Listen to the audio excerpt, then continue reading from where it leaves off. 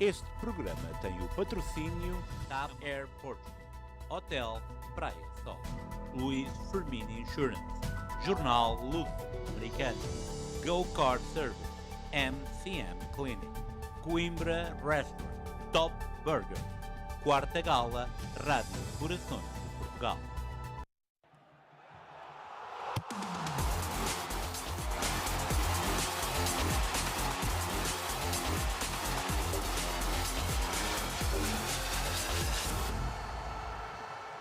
Hello. Welcome back to Golden International. Today we're going to be mostly talking about like World Cup qualifiers and some other things. I am once again joined by Brandon and a new friend today. Welcome, Edgar. How are you? Doing great. Thank you guys for having me. Yeah, of course. Welcome to the show.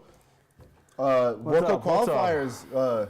You want to vent about Portugal, or I know we're all feeling a little. I guess we could start with all the other good news before that, right? I'm with that. We had our first European team to qualify. England, one of the, I guess, favorites to win the tournament. I would probably put them in the top 5, 6. Yeah, I would probably. They looked the most solid comparatively. They finally really released a coach that was, I think, living in the moment and probably holding them back, right? And they got a good tournament coach and somebody who's. I would argue they probably have the best tournament coach, probably at the World Cup. You know, right? So he's won a ton of things. Tuchel. England is obviously loaded with talent. Stacked, right?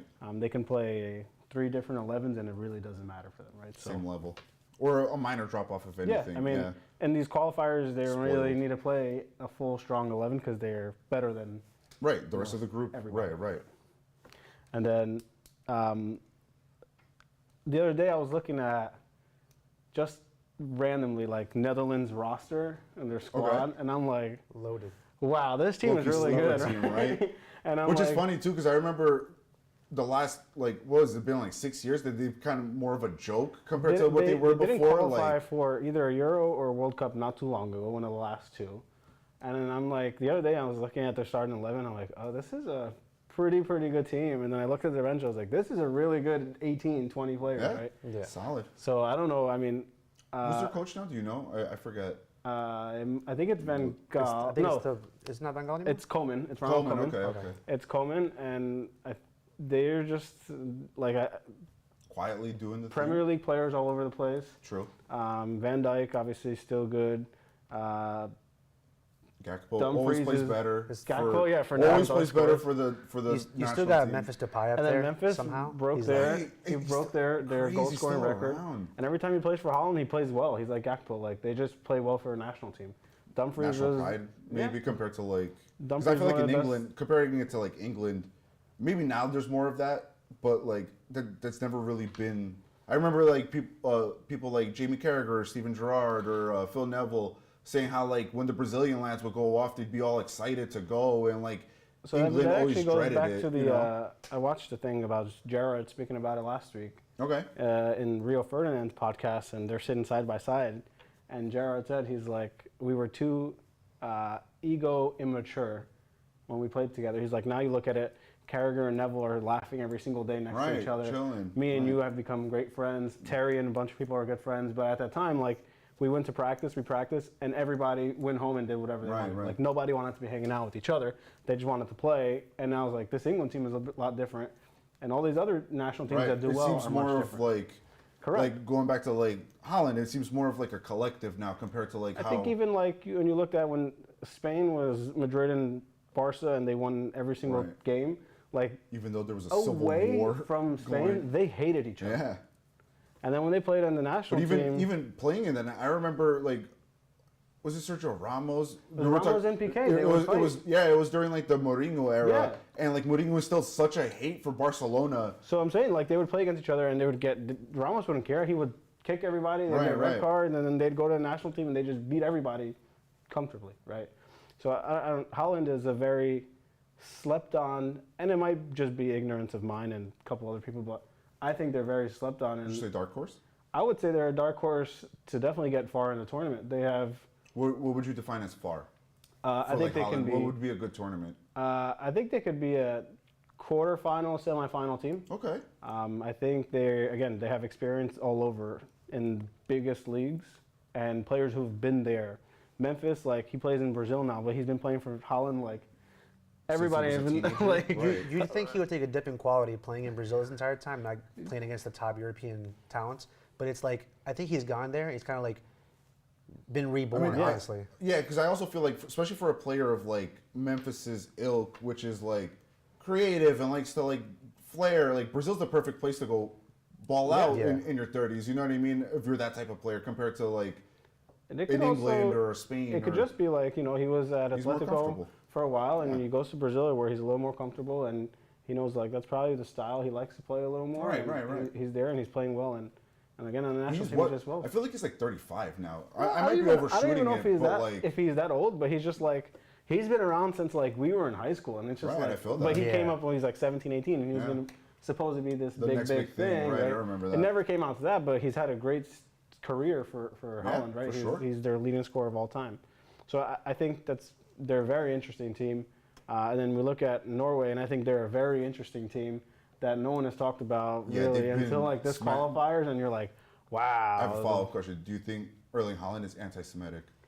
I don't know. He's have like 8 goals against them. Yeah, something right? crazy. But it's. I think he even scored in that goal by pushing a defender who like kicked the ball and he into missed, the net. He missed a penalty. Retook him, missed a penalty again. Crazy stat padding. But it's him. It's Odegaard, obviously. Yeah. They have their right winger Nusa. They have the player who plays for City. What's his name? Oscar Bob. And last week, I remember, was it you or was it Rui that said like the World Cup will hold Holland back? Do you still feel that, seeing like how well Holland, Norway is playing overall? It was me. The only thing, like the reason I said it, and I still kind of stand on it, is I don't know if they go far as that's when we were talking about the Ballon d'Or candidates. If they go far as England, if they go far as who was the other guy we were speaking about? Mbappe. Mbappe. Like I don't know if they go as far as England and France. Right. I think they're gonna have a nice tournament. It's one of their first times ever being there. I don't remember there for a long time. The last time, right?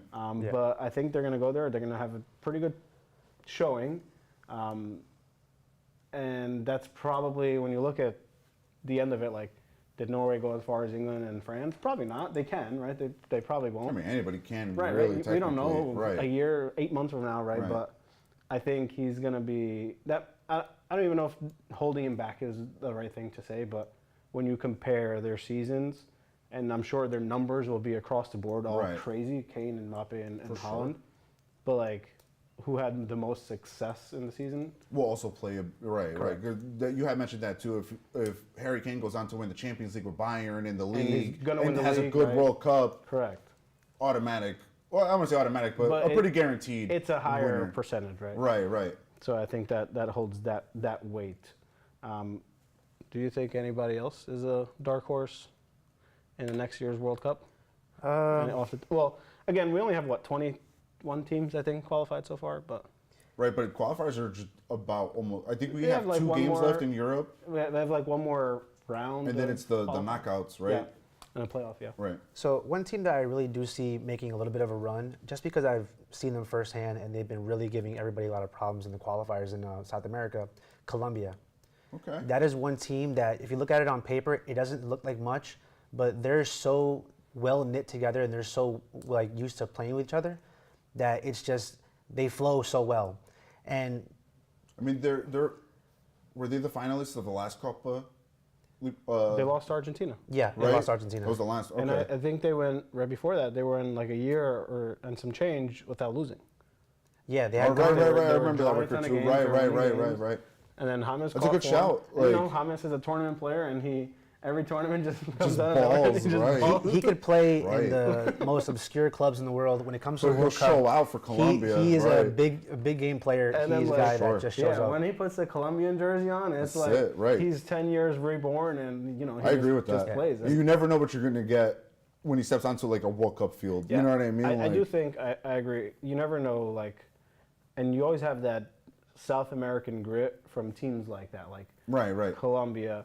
I think we're going to speak That's about a them good in little point bit. because Like, I think Ecuador we were is gonna talking be about it something like that. before, and I had mentioned like because we were comparing Ecuador to Portugal, Mm-hmm. and I was saying that Ecuador is more battle tested compared to For sure. Portugal, because Portugal plays Armenia and and they're then, playing and then you look at like, Argentina, Brazil, and Colombia, and and you like they know the South American teams know how to like suffer and defend and right, and like grind games out, whereas like Portugal plays, and not even Portugal, like these colonizer European ball. teams, they play these teams where it's like they're going to win majority of the games, and they Right. get to the World Cup, and they're like, wow, this is a team that's going to grind us out. Like, what are we going to do? I mean, Hungary grinded Portugal out. and Like, so right before the Portugal-Hungary game, a Brazilian reporter actually asked Vitinha, how much does it hurt that the European teams don't get to play Asian teams, South American teams, African teams, ever?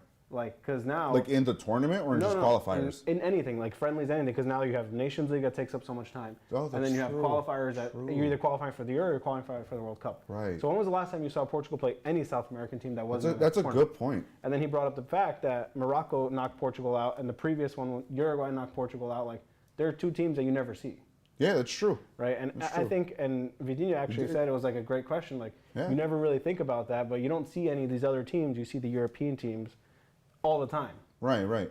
And you don't know what it's like to play against South America in South America. In the American weather, we saw the European teams in the Club World Cup for the majority of the part, especially Very in the beginning. lethargic, most of them. Yeah, right. Like yeah. the Brazilian teams were giving it to them. The Argentine, Boca was all right. Yeah, River yeah. Plate was all right. Like, you don't know what it's like to play in this weather and Right, what they're going to right. come play in 8 months, right? Right. It's So oh my I think God, it's a right. very different. It's a very different. I think scheme than what we're an gonna see. American summer is going to be a rude awakening for a lot of European Yeah. teams. Like coming from Norway or even Portugal. You know what I Yeah, mean? you're not used to that. You right? know, like you're going to come here, you're playing in 90-degree weather. like look at when Bolivia plays at home. Any time that Bolivia could play anybody in the world, and I would say it's a 55 to 45% chance in favor, 45% chance in favor of Bolivia, just because of the altitude. Yeah. Right, It's so right. difficult playing. I think it's more than a mile high. I think it's. Yeah. I mean, It's the Thousands highest, of it's the feet in the highest air. stadium in the thousands of world. feet, Yeah. and it's like, how do you prepare for that? You can't. You can't. So it's like there's teams, going back to what you said about the Club World Cup, there's teams that will play in South America and they've never played European talent, which European sides mostly play more. It's like there's more of a game plan, it's more tactical. As for the South American teams, it's a lot more physical, it's a lot more grinding out games. So it comes to one of those things where it's like, that's why I was comparing Portugal and Ecuador in a sense, because those are two teams that I feel like when they score first, they take a seat back.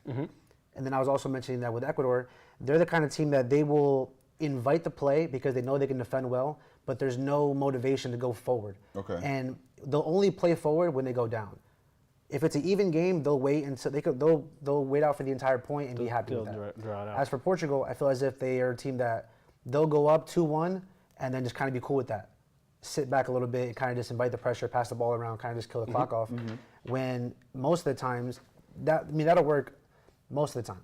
But then there's also small instances where you have games like Hungary, where they'll come back to you at the end and end Yeah. up stealing a point where it should have been a game that was tucked away already. Right. And then I feel like Portugal is a lot worse when they're chasing a goal once they concede. You know what I mean? I feel like, I don't know what it is. It's like they become indecisive. I don't know how many times I see, whether it's like Rafa Leão or whoever, run up the whole way and then like turn back and pass back. You know what I mean? You ran up the whole flank to cross and then like you became indecisive. And you know what I mean? It just feels like So, I mean, nervous play. we just saw it.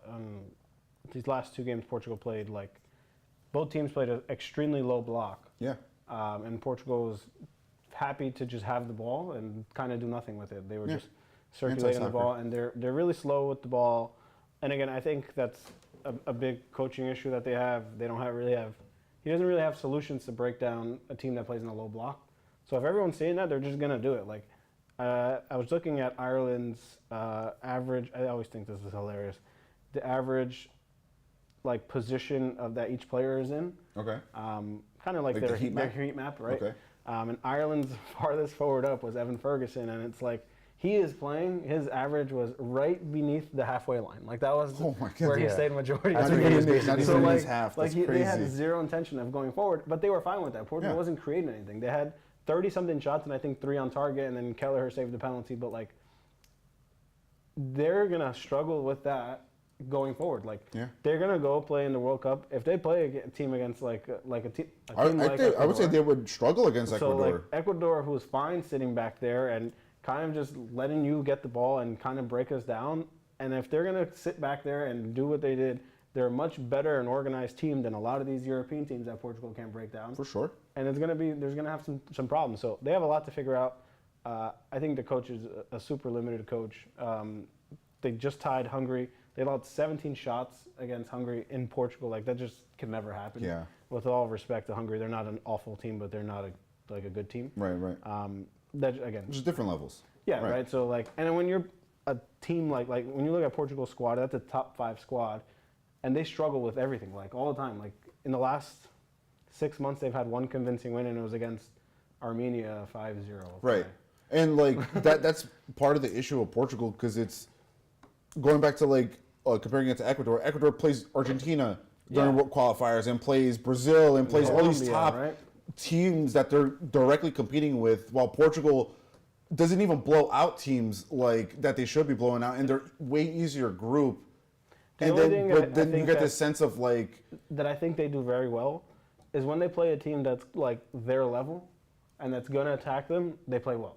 And that's again because they don't need the ball. maybe we're more set up for like counterattacking Yeah, we're a type team of ball. You know that's- what I mean? Than just that's- consistently attacking. That's direct and we can get forward when we don't have the ball. When we're in possession and we dominate possession, we have zero game. Like we have no plan. Right. When we're that. comfortable defending and we can get forward fast, when we're like you said countering, and that's why they played so well against Germany when they knocked Germany out of the Right. Nations League. They always play France really well. Right, because Doesn't always that's a go to team result. that will meet you there. Exactly, right. So France will attack, and if Portugal is set up defensively well, which they usually are because they're just good players. And I said this in September that Portugal was winning games in spite of the manager, not Yeah, because of. I remember that. That's a very good quote. And it's the same thing. Like Yeah. I think they're still winning, and they're going to continue winning games just based off individual talent. Majority of the times that they do. Like I could see that.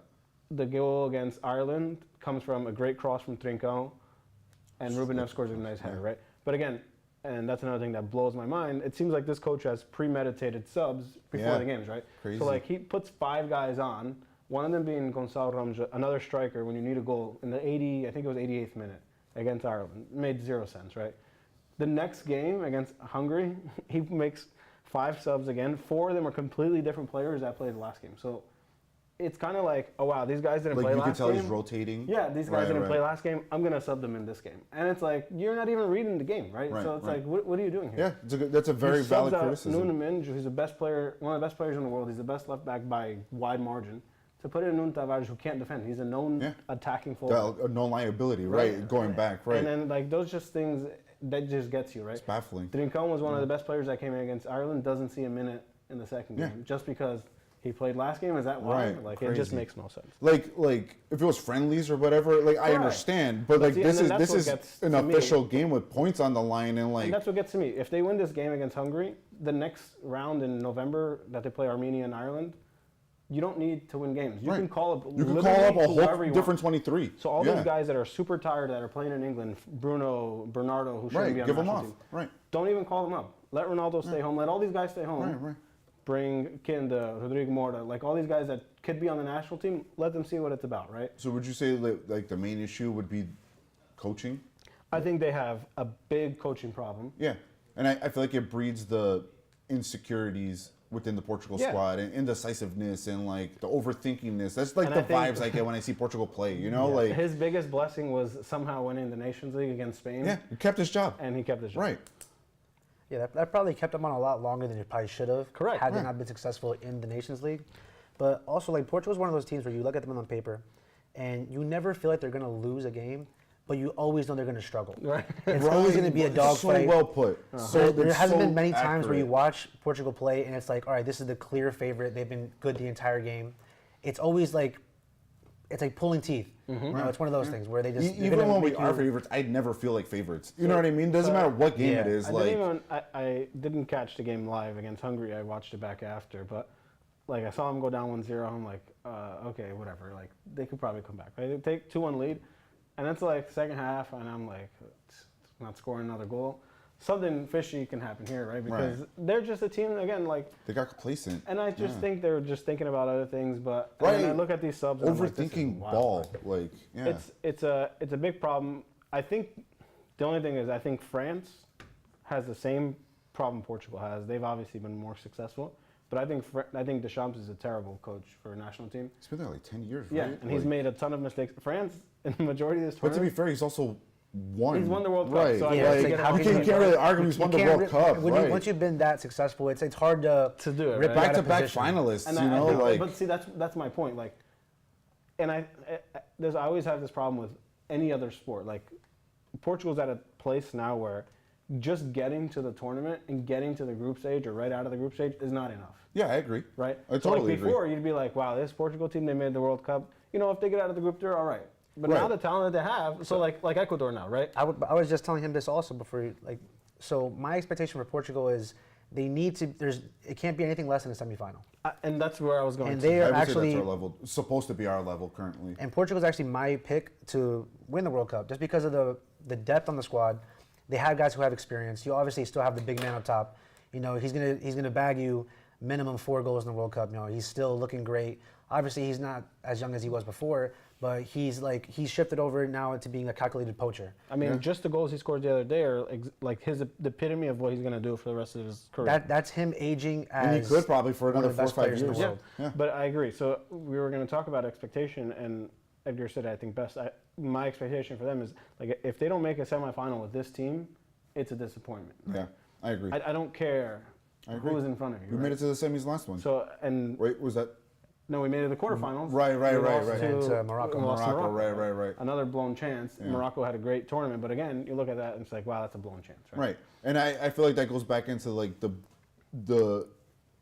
a major issue with Portugal is the overthinkingness and like not knowing what to do on the ball. Like you said, like teams who are happy just to give them the ball and be like, all right, come and like break down my low block. Yeah, so, I mean, Portugal that's just what- passes it left and right in the midfield forever, the whole we've game. You completely know, flipped of what this was 12 years ago. Like Portugal used to be that team. Like right? here, have the ball. Look how they beat France in Yeah. 2016, right? Dude, have the ball. crazy. We didn't win a single game in the group, and we qualified Yeah, and that's- won the tournament. Dude, like, they just weren't comfortable defending. They were like, here, have the ball. but now we're it's going to be all shakier right. for sure. But like, now it's like, yeah, that's what teams are doing to you because you're that good now, right? Right. Individually. Right. I'm not saying collectively. Individually, you're that good. Do you think maybe it's because like Portugal's never been this good before, and we're like adapting still? I don't know. I do think it's a big coaching issue. And Yeah, for sure. But that also plays into it I just too. think it's so hard to put 20 out of those 23, 11 players on the field out of those 23, and for them to look that bad yeah, in back-to-back games. true. And I'm not even saying back-to-back because the first game against Hungary, they won all the way at the end of the game, right? So another game that they shouldn't have won. Hungary or Ireland? No, the Hungary. Oh, the first round of yeah, Hungary. where- Gotcha, where- gotcha. They Yeah, conceded late and then they scored right after. Right, Themselves right, scored right. right after. But it's like, it's very frustrating. But I have them like as one of the top 5 teams going into next year's World Cup. So again, a semifinal, anything less than that, I think I wouldn't say major shakeup, but obviously I think the coach doesn't last past that. I would hope not. You know, like. But even like, But again, even we could be here all day talking about even a Portugal and I don't want to. semifinal. True. Well, we're about to move on. But Because- even a semifinal finish, I feel like shouldn't warrant him continuation in his job. I mean, you know what I mean? think Like, whatever happens at the World Cup, even if he wins it, I think he's gone. Like I think if he wins it, he'll leave by himself. If he doesn't get that True, far, fair. I think they'll can him. But even at the Euro, we struggled with Slovenia. Like Right, we won in right. penalties, and Diogo Costa saved 3 penalties in a row to knock Slovenia out. Right. And then we lose to France. And I think they played very well against Yeah. France, which again brings us goes back back to to what like, you were saying, right? the beginning, right? Yeah, they were. What was that? There was that one save at the end of that game from Sesko. Yeah, it was Pepe messed up.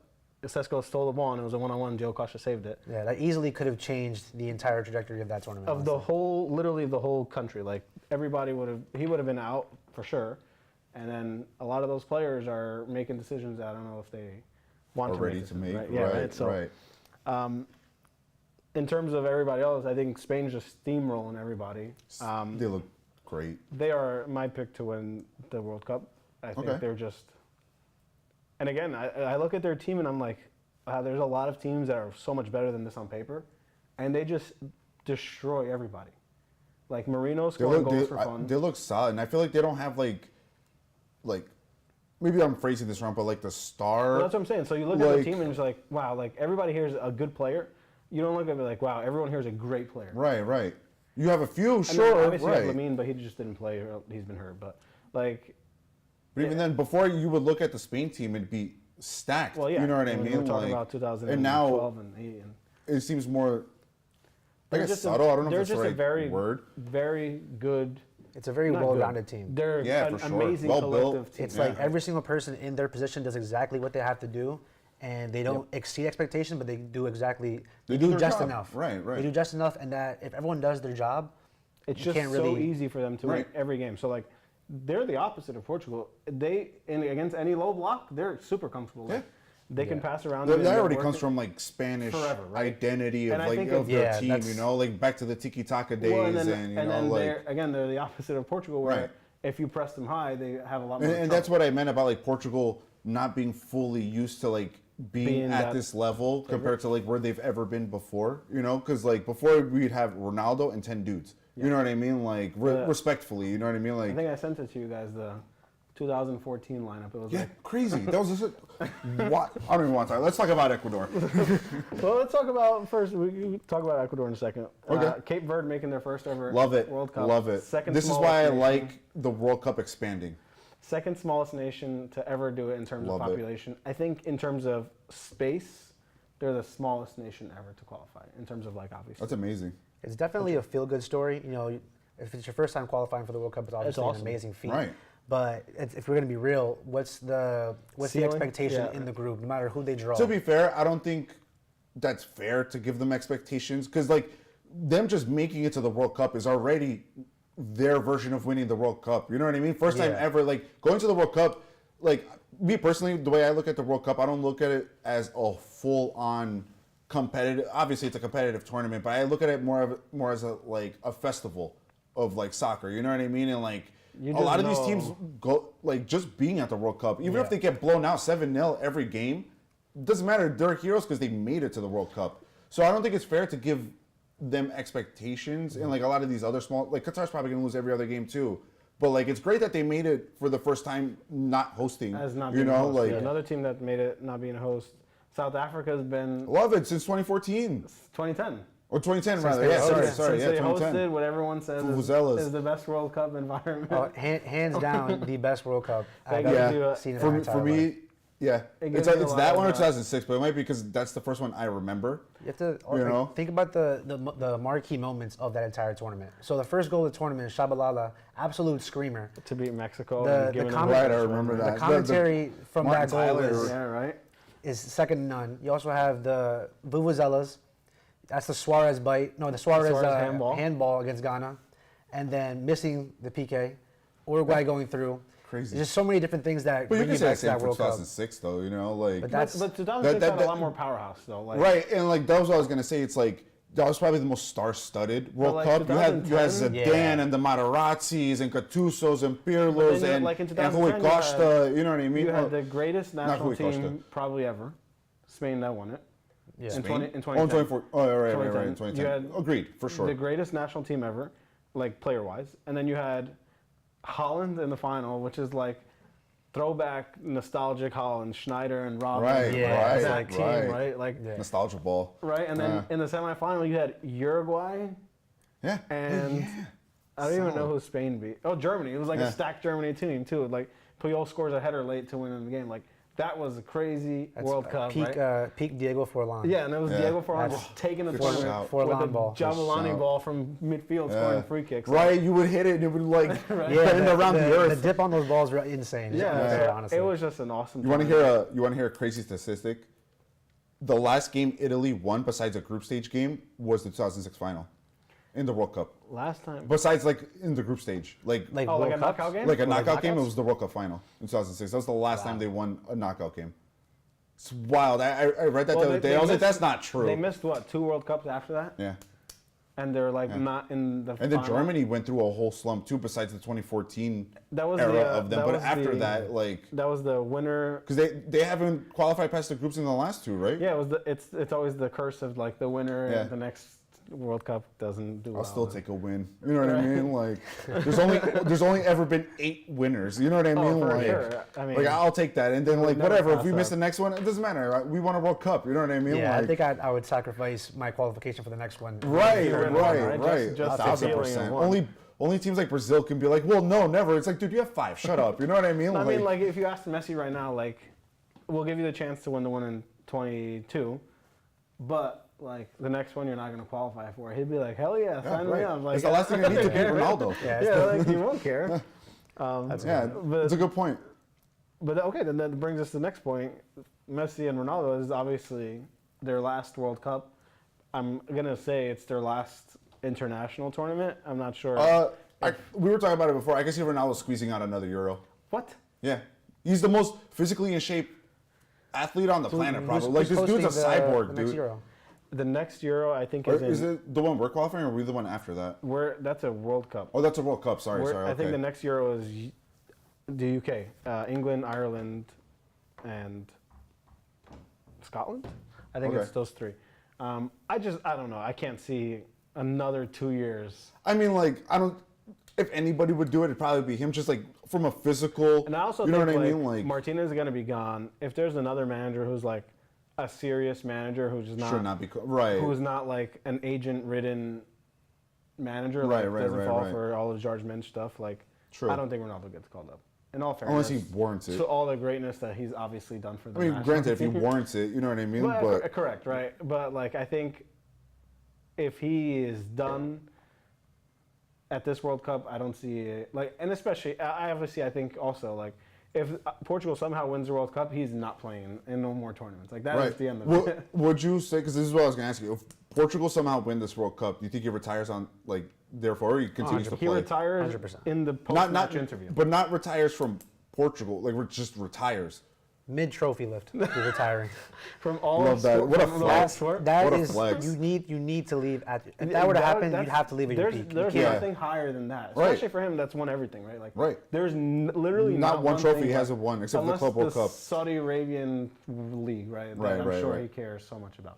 But if he It's wins, the highest priority on his list. You know what I if he mean? wins the Like, World everything. Cup, 5 Champions Leagues. What about the Saudi league? he's gonna be literally in the locker room retiring. I think. Yeah, I could see that. Maybe taking a coaching role. I think. Or maybe more ambassador. I don't think he'll. I meant to say more like an ambassador role. I think, and then Messi's gone. I think both, somehow ironically enough, both national teams are in their greatest. Maybe not Argentina because they've obviously been great for a while, but Argentina's in a very good spot post Messi, and Portugal's in a very good spot. Right, Post this is going to be my next question: is who do you think is better equipped to deal with the retirements between the two? I don't know. I think it's going to be very close because Argentina's loaded, and they're now in the final of the U20 World Cup. If anyone's been watching, they play Morocco. They're loaded at like every single level, and Portugal is loaded at every single level. So like, I think they're both going to be powerhouses. It's crazy that for the time duopoly come. transferred to like national teams. I think it would be a really graceful moment for them to both walk away because they're not going to be leaving their teams high and dry. Correct. It's Right, more right, so right. that they've done what they've done what they've done. They've It's built now the it's time program. to pass the baton to the younger guys. Let them just. I do what think they that's do. a fair And I think assessment. and I said ironic before, and it's the epitome of it. Like, Messi went through so many bad Argentina teams. Yeah. Where he was like the only player. But you could say the And same about and I was Ronaldo, gonna say, right? that's the same thing. Ronaldo went through so many bad Portugal teams. And I would say a lot of times that the bad Argentinian teams that Messi went through were arguably better than the bad Portuguese teams that Ronaldo they were very went through. close to both being Right, bad. but you had And then, more like, you had more standout. It's very wild players that and- Ronaldo at 17 in that 2004-2006 era was probably now the second best Portugal team, and he was so young for that. Right. And then his prime of winning literally everything was around a bunch of The worst Portugal Yeah. generation. and now at the end of his career, like Shout out to Eder. Portugal is loaded and he's too old for it, right? Right, like, right. Imagine putting a 28, 9, even a 30-year-old Ronaldo on this team now. Like, Oh my god. it'd be very dangerous. Stop. Yeah. We're gonna go to break. So, yeah, I Right. think it's just a super ironic thing for, Yeah, for both of that's those true, great though. players. Crazy. I mean, with that, we will go to break because I need to process that a little bit, and we'll be back in a couple minutes. You guys stick with us, and see you soon. Praia Sol. Charme, excelência clima, qualidade. O melhor valor para tudo que mereces. Férias do Sonho, ponto de encontro. Entre Quarteira e Vila Moura. Praia, gastronomia, vida, momentos, tradição. Descubra seu espaço. Reviva seu mundo. Hotel Praia Sol, afinal, estamos bem perto. Chegados ao coração. De Newark para a MCM Clinic, Braga. A Dona Celeste, que já realizou os implantes e as próteses provisórias, vem hoje colocar o trabalho final, que são as próteses definitivas. Mais um caso de sucesso, mais um sorriso novo e bonito na MCM Clinic. Dona Celeste, já com o trabalho final, os seus dentes definitivos. Obrigado por ter confiado na MCM Clinic. Precisa de um táxi em Newark? A Go Car Service está aí para si. Desfrute de viagens a apenas $7 em todo o Ironbound. Basta baixar a aplicação para reservar de forma rápida. Serviço para o aeroporto, os nossos serviços fiáveis levam sempre a hora. Os nossos simpáticos motoristas falam 3 idiomas: inglês, espanhol e português. Estão disponíveis para si 24 horas por dia. Escolha entre a nossa ampla variedade de veículos para satisfazer a sua necessidade. Go Car Service, sua viagem de confiança em Newark. No coração de Newark está um pedaço autêntico de Portugal. Localizado na Market Street, o Coimbra Restaurante é o verdadeiro rei do leitão à bairrada. Preparado em tradicionais fornos de lenha. Com serviço no bar, sala e salão para eventos até 100 pessoas, aqui encontra o espaço perfeito para celebrar com amigos e família. Sabores únicos da nossa gastronomia, para matar saudades de casa. Coimbra Restaurante, 637 a 641 Market Street, Newark. Portugal, sempre à mesa.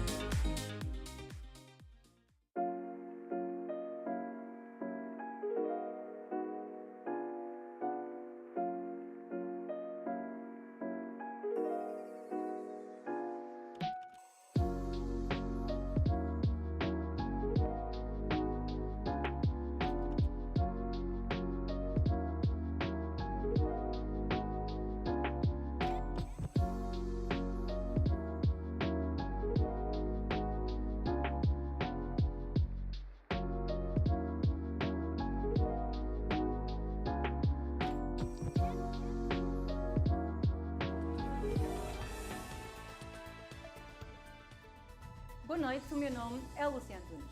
E o meu é Angélica Pinto. Bem-vindos ao Luso-Americano Magazine. A partir deste momento pode seguir a nossa transmissão em direto nas múltiplas plataformas sociais, quer da WNN, quer do Luso-Americano. Pouca gente sabe, mas há uma parte de Portugal que não aparece em nenhum mapa. O seu clima é ameno, 22 de máxima e 22 de mínima. O idioma oficial é o português, mas na prática é multilingue. A gastronomia é rica e a sua população é acolhedora. Já recebeu milhões e milhões de visitantes desde 1945. Esta terra faz fronteira com Espanha, Brasil e muitos outros países. Poucos sabem, mas quando entra no avião da TAP está oficialmente em Portugal. Com a simpatia, disponibilidade, iniciativa e atenção de todos os que fazem de cada voo uma fantástica viagem pelo nosso país. TAP, Portugal a voar há 80 anos. Quarta gala de aniversário da Rádio Corações de Portugal. Sábado, dia 18 de outubro de 2025, o palco do Sport Clube Português vai brilhar com a energia contagiante da banda Era Tóxica.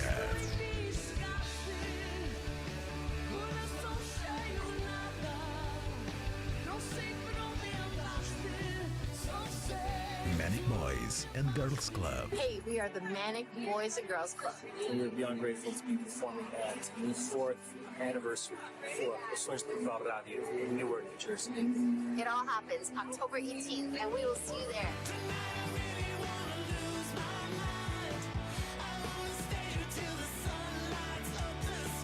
Participação especial ainda de Nelson Rego.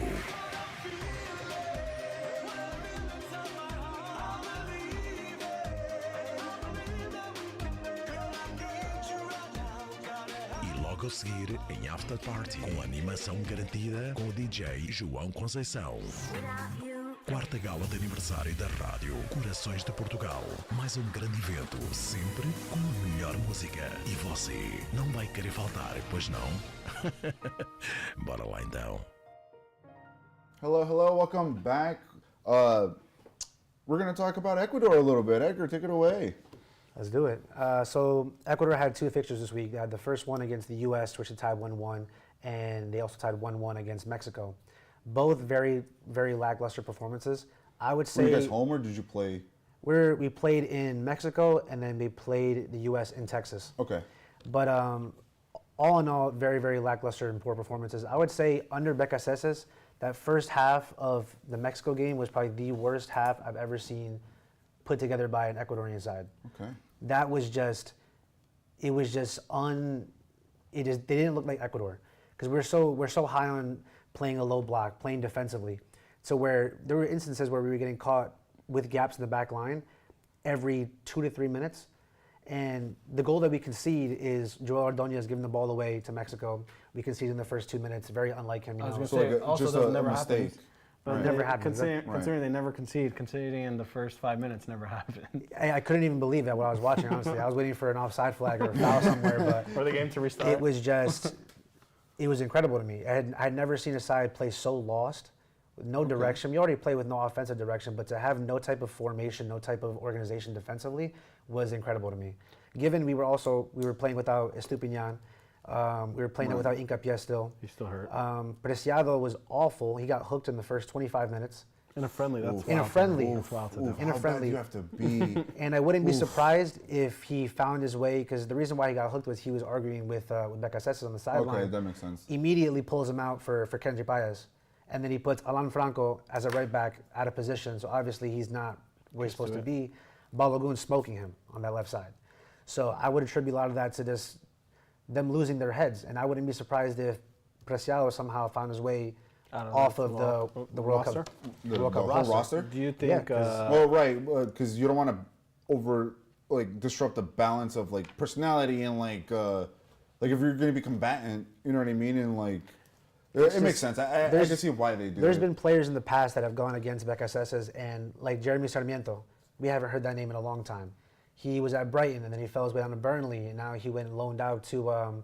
Now he's playing at Cremonense, and we haven't heard of him since. And he was one of the best players in the previous Copa America that everyone was so high on. This is back when we had Ecuador Brighton. It was Moises Caicedo, Estupiñán, Sarmiento was there. That's right. And he was one of the most dynamic and creative players that we had in the midfield.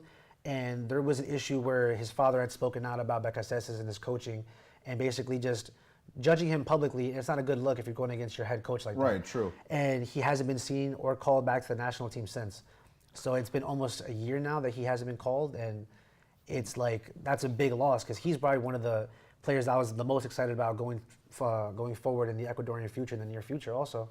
But it's a shame, honestly. What do you think? You think you attribute the lack of focus to, or seriousness, I would say, of the way they were playing, to it being a friendly or something? And follow up, an add-on question: was it a normal 11, or was it a heavily rotated 11, experimental 11? Both sides were heavily rotated. In that first game, we had our normal back line, except for Hincapié, obviously. We were playing Estupiñán, William Pacho, Joel Ordonez, and then we had Preciado out right. Okay. But obviously, we don't have Caicedo, because he was asked to stay back by Chelsea to rest. We didn't start, I'm sorry, I'm blanking a little bit. But it just wasn't our regular 11. Okay. And at the same time, you can't even make that excuse, because the U.S. came out with an irregular 11. Fair, okay. Didn't play Sergino Dest. Didn't play Tyler Adams. Didn't start Pulisic. The form that the U.S. has been in for 2 years now, right?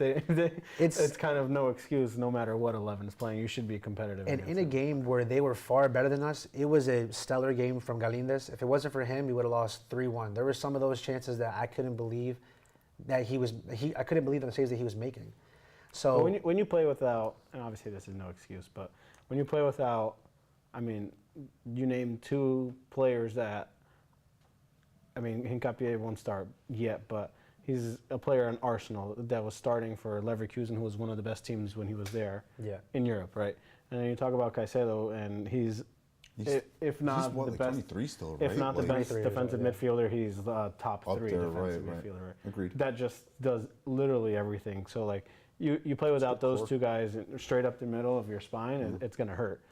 Again, Ecuador is a team that relies majorly on their defensive structure, and when you lose those two players, I think it hurts a lot.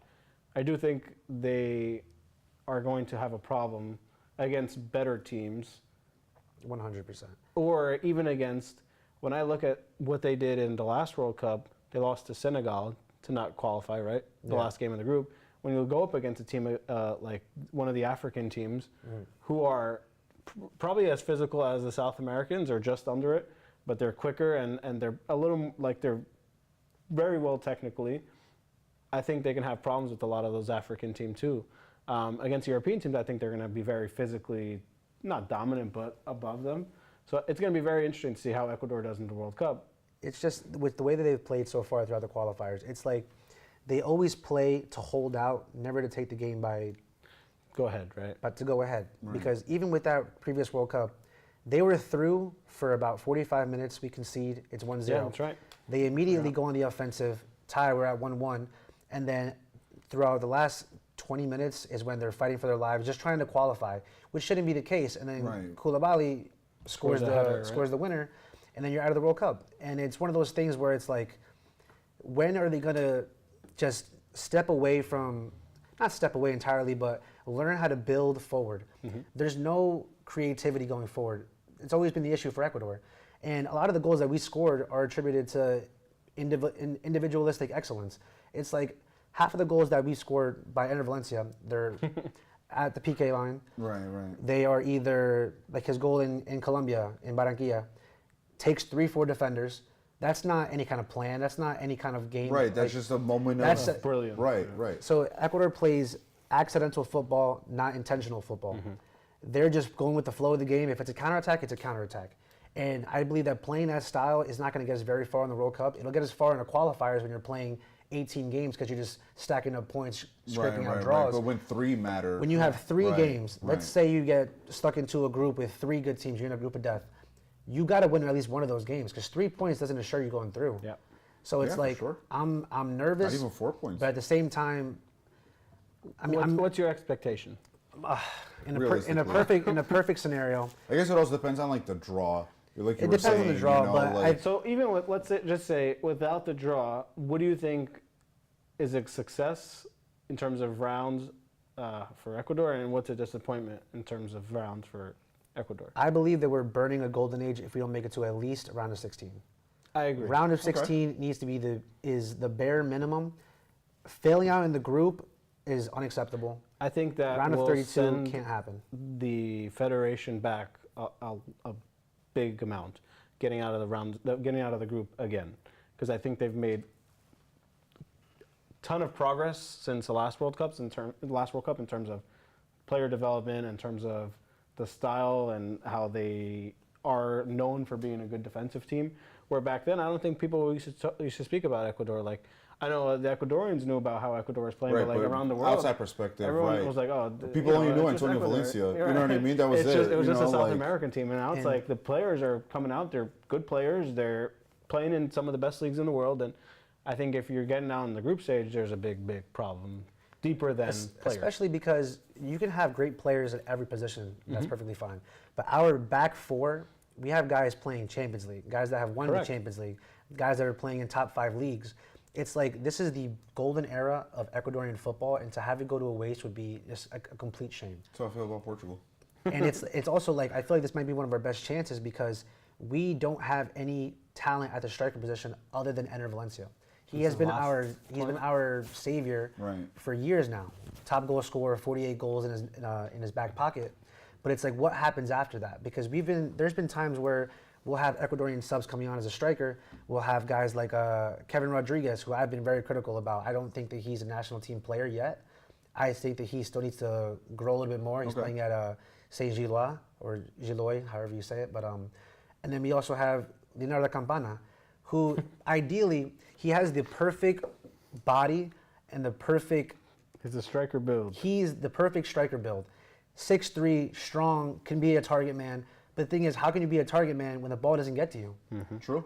And he isn't the kind of player that's going to burn you with his feet. He's somebody that needs to be. He's a box player. He's a box player. He's going to Right, be somebody. right, If you throw him crosses into the box, he's going to be there. He's going to put away the easy ones. And it's like we don't play like that. That's not our game style. Our game style is counterattacking football Right. and just. So you guys don't have like a plan B? There in is case no things plan are, B. in case things aren't working? There is no barely plan B. a plan A. He's Right. saying. There's barely a I mean, plan that's how I A. feel about Portugal. Like maybe we have more of a plan A, but there's definitely no plan B Yeah. in my opinion. No, you know, and like it's the same thing, and Yeah. it's I think it's like you said, it's a big waste if they cannot make it out of the group with Agreed. the team that they have right now. What do they stay? Third in South America, second? I believe it was second, but we did have a 3-point deduction. Yeah, and again, the team who stayed in first is the world champion. So like, yeah. you competed at a very high level. You're going into the World Cup. You're expected, and expectations I think change. round of 16 would be a great tournament. I think it's a Yeah. good tournament. Round of 16, I think it's it would be a good like statement for the future. You know, Correct. like we can build on this. correct. We can. It's kind of like inspire more kids in Ecuador to like go ball out. You know what I mean? Like it would be extremely inspirational for the entire country because we haven't been. The last time we were round of 16 was against England, losing 1-0 on a David Beckham free kick. Free kick, yeah. So it's like to even have gotten that far before is already success in its own. But now I feel like our team is better now. We have guys who are more sure. tactically sound. Guys are playing in top 5 leagues. There's no reason to completely bottle this chance. right. So I think anything less than a round of 16 is just unacceptable. You know who is bottling this chance? Sweden. Yeah. Yeah. So Sweden, I mean, for I think sure. we've spoken about it, and the fact that Sweden is in the dungeon of their own group and can't beat Kosovo at home and Kosovo away, and all respect to Kosovo, but let's be real here. Sweden like, up just in their front line has Isak and Gyökeres, 2 players who this summer went over Two for of the biggest 300 two of the biggest million. European transfers in history. between them, it's like 300 mil. 300 Yeah, mil, right? yeah. So like, I mean, and obviously they have players all over the place. Bergvall's there, and they're just a very good team. And to not be anywhere close to qualifying in terms of the group is a massive, I think, disappointment. Probably the biggest one so far in Europe. They have a chance now they won their Nations League group, so they're going to go to the playoff either way. Is it intercontinental qualifier, or do they play another European I think it's team? another European team. Okay. But again, they'll probably get lucky and end up playing some random team that they're going to beat. But Right. it's just super disappointing to see a team like that not be. Right, talking about teams who are supposed to be good on paper. Basically right. undeserved of a World Cup spot. Yeah, because I just I mean, can't they would believe. have. They could only blame themselves at that point. Yeah. Yeah, if they miss it, you know. I just can't believe losing games at home to Kosovo in must-win situations because now you're kind of just hoping that you get a good draw. Without scoring a goal on top of without it, right? scoring Yeah, a goal. right. And having the two biggest summer transfers in England to have 0 goals is just in the world. Yeah, there wasn't that many. it's just insane to me how you Yeah. cannot. And put then you one. have. Do you think this is just a random question related to Sweden? But just do you think Zlatan's kicking rocks that he missed this generation by 1? You know what I mean? Like he was It's another literally guy the who previous carried a ton of generation. You know, terrible like teams, right? Yeah, you think he's probably kicking got rocks? He's on his Ronaldo and Messi Like- thing. He just carried a bunch of terrible Yeah. teams. Horrible But then you team. have, it'd be super hilarious if Sweden played like Italy in the playoff. And like, I mean, That would that's be great. Very evil, but like one of them would miss the that would be World Cup great. because, you know, Italy is just always in the playoff now. And European champs. I feel like it'll be a little bit less difficult to Right. fall behind in the group stage now in the World Cup, just because there's more teams coming Correct. in. So there's going Right. to be a lot more teams. Like if that, you're gonna miss out, like you deserved it. You know, Yeah, like it's- there's so many gateways now for you to like, like you were saying with the Nations League, and like Yeah. there's so many avenues to go. So if you really don't make it, like you deserve maybe throw out your FA and like start over. You know what I mean? Well, Like I'm sure if Sweden doesn't make it, their coach just got fired. But if Sweden doesn't make it, it'd be much more than the coach. I think the president of the FA would have to go. right. 'cause And I would say it's justified. You're you know? restarting like, basically in a whole nother project. Like when USA missed the World Cup, they literally fired everybody, starting from president you're of the talking FA. about more recently, when or they, like when they missed they didn't go to Qatar, right? USA? Yeah. It was Right, It right, was right. the Qatar World Cup, 22. right with the what's his name, Berhalter, or Was it? No, it was that they gutted. the Russia World Cup, 2018. But it was also, I think they Whatever they had tournament, sacked them. whatever They World missed, Cup they right. just missed, which was not too long ago, which, as embarrassing as it was, they literally fired everybody. Which Was Poch already there for the Gold Cup? I don't think so. he was there for the Gold Cup. Well, they just lost that. Yeah, they lost that also. As embarrassing as that was. Well, I mean, I would say their best game under Poch has been against Ecuador. A game that they should have won, honestly. But I know they What do just you, beat so Australia. speaking of that, where do you think the U.S. might finish? Do you see like an 0-3, like just L's, or So I think they'll get some home team cooking and get some calls in their way. I think. I think they're bound to draw a lesser team. Yeah, in there, you know. it's. I True. think it's a big. As no don't- one wants to hear a marketing failure if the United States doesn't pass the group in the It's United true, though. States, right? It's Like, true, though. They don't leave winless. Yeah. They'll Right, have at least one, right. They're gonna get at least one, but making it out of the group, I'm not too sure honestly, because that team's had its own struggles. It's like they've also so have, much, and But like when you- foundationally too. Not even just the team. It's I like think when you everybody look from at- like now. I guess it's a little bit better with Poch, but so much damage has already been made. But when you look at like hosts, almost everybody except Qatar made it out of the group, right? Yeah. It's very hard for a host to not get some Some kind of random rally, thing in right, their right, way. right. well, this time you have a triple host, so Well, I guess all three of them can make it They're all, out. they're all in 3 different groups. If I had to pick one team out of the 3 to not make it out, it would be Mexico. I think Mexico they're in probably one of their worst generations ever. Well, I think, and I think That's Canada's great in their 'cause best. I was actually gonna ask a question about Mexico because I was gonna ask now that it's expanded and they're playing a round before the round of 16 curse. You think they'll break the curse and pass That's the first right. round? They have that curse. But I think Canada is the best CONCACAF team right now. I think they're the best coach team. Jesse Marsh is there. I think they're the best coach team. I think they've been the best CONCACAF team for the last 4 or 5 years. Even with the terrible Qatar. No, I wouldn't say terrible, Well, they were but right. like they did okay for their they were first competitive. tournament. They couldn't win games, which I mean, obviously that's what you play for. But Right, but like still first tournament. You know what I correct, mean? and Like that was their first right. ever World Cup. Well, second I think, but first ever in a long time. At In least my 50 lifetime. years. Yeah, Right, in my right. lifetime. They might have made the first one. My mom's where- Canadian. She never mentioned them playing the where, World Cup. You where know, like, Uruguay won with like 6 teams in it or something like that. the first one. I mean, one thing that's really exciting also is the fact that with the expansion and more teams coming in, you have a lot more, a lot smaller countries coming into the tournament. This is a big chance for a lot of players from these countries to make a name for themselves. For Because sure, how many times have we yeah. seen guys This just is the- explode on the right, world scene? and this was the conversation we through had about the World Club World Cup too. Dude, John Arias, Colombian, Went straight to the Prem was from on Fluminense. He had an insane Club World Cup, and Wolves bought him literally the last game. Even that's why I was asking about the expectations for Cape Verde, is because you have countries like Costa Rica. When they came onto the scene, Keylor Navas went from there straight to Real Madrid. Right, but like I don't think people And they were were being like Cinderella. I don't think people were giving them the expectations of being like, well, they're gonna do this or That they're play. gonna You know what make I it mean? out. Like they kind of just played Let it it, and flow. like you know what I mean. And then they went on a Cinderella run, and what was it, Keylor Navas, right? Who like saving penalties left and right, Mhm. right. And then And like Cape Verde, by all means, could or like I don't know. For me, I feel like if they get a win, that's a fantastic World Cup for Dude. Cape Verde. You know what I mean? I saw they. No disrespect. Like they I would called- say No, that would be wholeheartedly. they That would be an called them amazing for World them. Cup, I'm right? rooting Especially if for it's against like a decent team. yeah, They it could be called against up a anybody. player. Right. They called up a player on LinkedIn, like through LinkedIn. They messaged the player. Who? Like, Cape Verde? Cape Verde, yeah. That's amazing. And the Keeping guy his was like, options open. Okay, and then he That's went. amazing. But no, in all seriousness, like for this community, I mean, we all know a ton of Cape Verdeans in this community, and I think it's awesome to see like that's gonna happen, right? Right. It's only something that, you know, as Portuguese, the Portuguese community obviously has been lucky enough to see whatever amount of World Cups now since Ronaldo's been there. But before Ronaldo, like that wasn't a thing. Like Dude, we've they been to weren't- like 3 You were before never making Ronaldo, it, right? right? So like just being there consistently, I think we always take it. I don't For think we granted take a little? We take it for granted. I think that Yeah. was what I'm looking for. Like I think now there's going to be a lot more even country representation, at least around here, because you have, I think there's so many people here. I think Guatemala still has a chance to go through. Yep, Guatemala. You're going to have Cape Verde, Ecuador, Brazil, Portugal, Spain, kind of the entire melting pot, just It'll be having a some nice, kind of Right. representation. a nice summer. Yeah, I think so too. But I think it's awesome. Like I think Ecuador now didn't make it for a ton of time. They made it to the one in Qatar, but before that was how many years?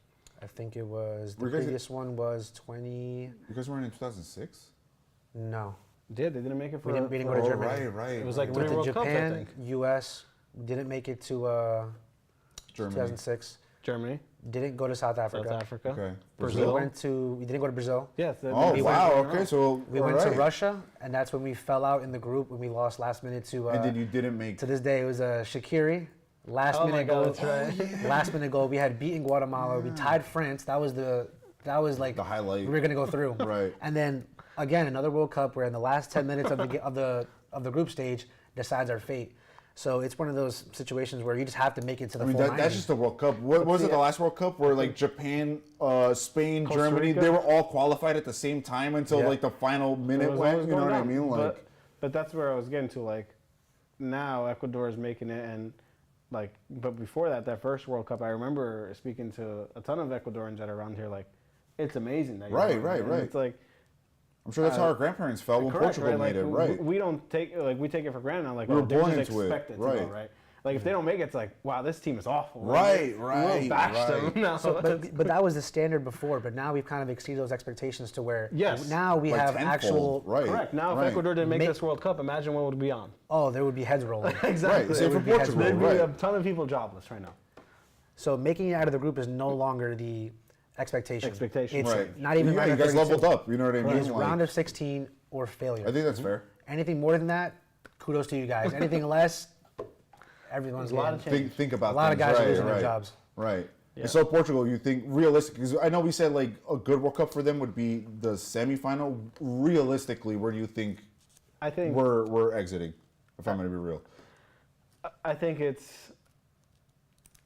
I can't really. I'm gonna say. I want to say the semifinals. Listen to your gut, dude. But I'm gonna say the semifinals. I'll just stay with semifinals. Round of 16. So if you had to pick 4 teams to make it to semifinals, who are those 4 teams? Somehow, if they all avoid each other, I would say England, France, Spain. No. You gotta throw in your dark horse in there. I do. Japan. You know, I'm going England, Holland. Okay. Portugal, Argentina. So you're gonna say Spain's gonna have a terrible World Cup? Spain somehow gets knocked out. Because let's be real, Spain, I would say anything short of a final is probably a disappointing World Cup for Spain. Somehow gets knocked out by someone in like penalty shootout. Early? Like the round in the quarterfinals. Okay. But Holland in there, Portugal in there, as ambitious as they are, and I just don't see Argentina like slowing down. They haven't been bad for like 8 years now, so I don't know. I would drop Argentina out of there, and I think France could be one of my 2 favorites. My favorite is still Portugal, but France and Portugal are the ones that. But I also feel like France could be surprised. That's the thing. So like I think they're so good, and then like sometimes they play horrible, and I think they can get caught by someone randomly. Even in the last Euro, they weren't good. Like Portugal should have beaten them. They won in penalties, and then they just lost. They granted it up. Yeah. They just look very calm. And that's the thing. I think. Well, I would say it comes from experience. But I also think that whole team has won the World Cup together. You know what I mean? Success has done, They've been to like, final after final after final for like 4 or 5 tournaments straight, including Euros and World Cups. Are you lethargic because you've done it so many times, where it's now like, question. is it boring to you? Right, that's a good question. I'm gonna say it's boring. No player would ever Not boring, say but like winning the let's be real. Up, right? Pele has won 3. You don't think Mbappe wants to win 4? Yeah, you know what I mean. Like when Barca won all those titles in a row, and Guardiola left. Like, you think Guardiola left because he's like, oh, this is like, I'm not having fun anymore. Well, that's fair, so, true. Like, that's fair. I don't know. I think it's right? different though from like manager to player. You know what I mean? Also, because with manager, you have a longer window compared to player. A high level player, if you're lucky, excluding like the Ronaldos, you get like what, 12 years, 15 years. And honestly, you know what I mean? A crazy inspired Mbappe trying to win a Ballon d'Or, and he might just have. And maybe he felt like he got his last one was stolen from him, and he wants revenge. You never know. I just watched France. I came back from France a couple of days ago, so I was watching France versus Azerbaijan at Parc des Princes. And Mbappe scored a goal that it's already been nominated for a Puskas. Love it. It was just take 3-4 guys, take a hard hit, pick your head up, net one in the bottom of the corner. And one advantage that France also has is that even if Mbappe is not having a good day, the rest of the unit can uplift them. That was a game that was 1-0 at halftime. And then the second and third goals were from Rabiot from a header. And then Thauvin came off the bench. Wow. Scored a screamer. And it's kind of just like, even if he's having a bad day, you've got options. You've got Nkunku, you've got Mateta off the bench. It's like you've got just Everybody. It's one of the deepest teams in the tournament by far. It's probably France, Netherlands, England, Portugal with the deepest rosters going into this World Cup. All right, so final thing, because we're about to end, but before we end, I want to hear a hot or a wild take for the World Cup, whether it be like a player or, like, I'll give you an example. I think Haaland's going to win the Golden Boot. Of the World Cup? Yeah, maybe like 5 goals, 6 goals. You know what I mean? I can see him doing that in 3 games. So how far do you think they go for him to score? Group stage. You think he does it all in the group? Yeah. Depending. That's a hot take. I said hot takes. But depending also, obviously, on the draw. But, like, I've seen Haaland score 12 goals in 4 games. You know what I mean? Like, in the Prem. You know? So, like, granted, obviously, Manchester City is miles above talent-wise compared to Norway, obviously. But just how lethal he is. You just give him that vibe of a player. You know what I mean? Just Fontaine, this is a crazy stat. Sorry to, like, just randomly. But Just Fontaine is the record goal scorer with 12. Miroslav Klose has 16 in, like, I think 26 games. He has 12 in 6 games. Just Fontaine. I mean, for them Back to score then, 5, obviously, 6 in in the the group, 50s, he'd but, have to. like, He'd probably have to draw San Marino for him to. Who knows? To bag 5 or 6 in the group. Maybe he catches 5, 6 in that game. What's your hot take? That's my hot take.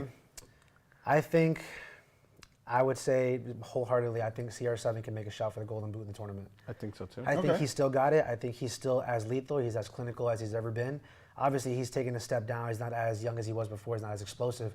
But his positional awareness is still there. And that is a guy that will, if you just get him in position, if he gets himself in position and you put the ball where he's going to be, he will. Lethal. He's lethal. Right. Like That's fair. Most of the goals that he scores, Haaland scores 20 of them a year.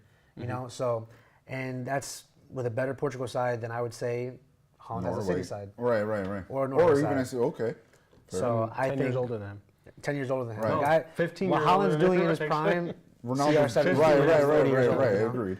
So That's a good one. I like I'm that. giving the big guy a shout for the Golden Boot still. Okay. Brandon, let's finish it off with your hot take. I don't like that we just went semifinalists because it just deters what I want to say. But I'm going to say Morocco. Well, that's not really a hot take because they went to the last year's quarterfinals and last tournament. Doesn't mean it's not a hot take. Doesn't mean they can do it again. I think Morocco is going to the quarterfinals and beating A heavy hitter. a heavy hitter on the way there. Name me a heavy hitter, just randomly. I can see them Who do beating you in think? Germany because Germany. I can see something they've like that been, too. Right, they've I been in can see that shallows too. themselves. France, Germany. Right, like I can see that too. Someone, and I don't think like. Germany's not And I don't half think the team it's- they used to it's be. a- They're in a rut. So I don't think can it's going to totally be in a see game that. where it's like, wow, they pulled it off. I think they're going to be like the team, like they're the going to Cinderella? deserve to win that game. Oh, okay. Like it's not going to be like, oh, wow, they Right. pulled that one out, right? It's like, Gotcha. wow, they deserve to win that game. Okay, I like it. That's They a also hot have take. not lost in like Watch out, Germans. 19 games. I think they have the longest record in the world right now. 19? 19 games. Are they? Oh no, Morocco hasn't lost 19 games. Never mind. I was gonna say if they were AFCON champions, but that's this year. Yes, it's about to come in Yeah. January. So yeah, we'll see. We have a hot take. Portugal's winning it all in the comments here. Hey, I hope so, brother. I hope so. That hot take is my my favorite to win the entire thing. So That's right. Can I parlay that? you could parlay that on FanDuel Sportsbook right now. Referral code. Referral code. Promo code Golden International. All right, guys. Thank you guys for joining us today. Edgar, thank you for stopping by. It was a Thank you for pleasure to having have me. you It's been a here. pleasure. Man knows ball. right. Come by whenever you want. You know what I mean. Always a pleasure to have you. been awesome. You guys there at home, thanks for listening to us yapping in the comments. We'll Keep be giving here us your thoughts next yeah. week. Liverpool United this weekend. yeah. Actually, We didn't even get to talk about Big that. matchup on Sunday, 11:30. Don't miss it. And I feel like this is the perfect. Just me being biased again. This is This the is perfect his get chance back for in, right? Liverpool His to get right snap the voodoo. I wouldn't be surprised, honestly, after dropping 3, you're back at home against a disheveled Let's Manchester be real United here. side. When it comes to Liverpool and Manchester United, it doesn't matter if we're at home or at Old Trafford. I mean, Like the recently, last, you know what I mean? The last Like, few fixtures have been pretty decent. They've been boxing matches, but let's see a 4-4 game. That's what I want to see. Okay, I like that. everybody leaves happy. We all get a point. I like that. I'll take a point in that. All right, one. guys. Thank you for coming. Take care. We'll see you guys next week. One more Prem and La Everything Liga and else. everything else. Yeah.